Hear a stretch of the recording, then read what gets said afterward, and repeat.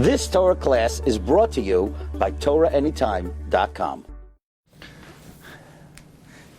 The Bina Le'itim of Rabbi Azariah Figo is considered one of the classic and foundational Sfarim of Drush, upon which the Sfarim of the Achroinim who deal in Inyane Drush is based on.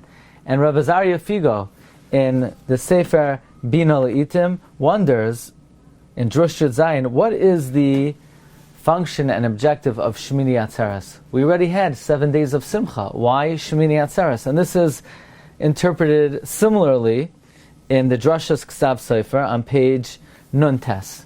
And they both observe the following phenomenon, that while a person may come to happiness through physical pleasure, and a person could come to happiness through spiritual delight, there is a fundamental difference. And that is, when a person has happiness through spiritual indulgence, it's temporary, but the after effect is emptiness and sadness.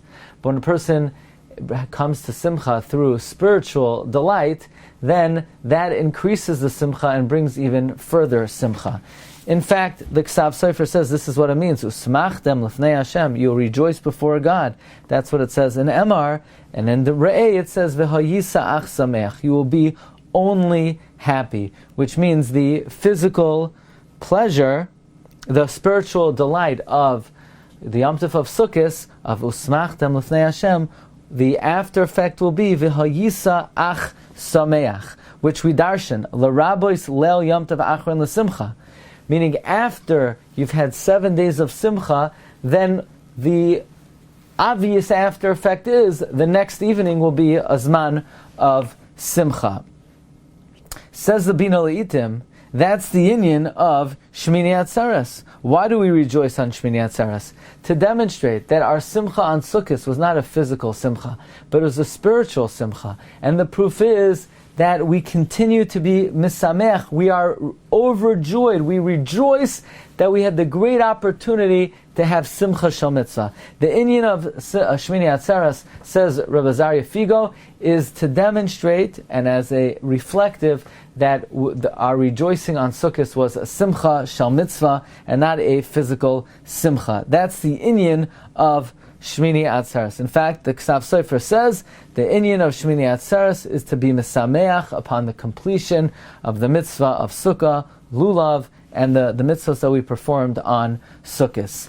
Comes the Baal Kitzur Shulchan Aruch in the Apiryon on Parshas Re'eh, on the pasuk V'samachta b'chagecha, and this is likewise interpreted by the Ksav Sofer, and they both interpret the Medrash.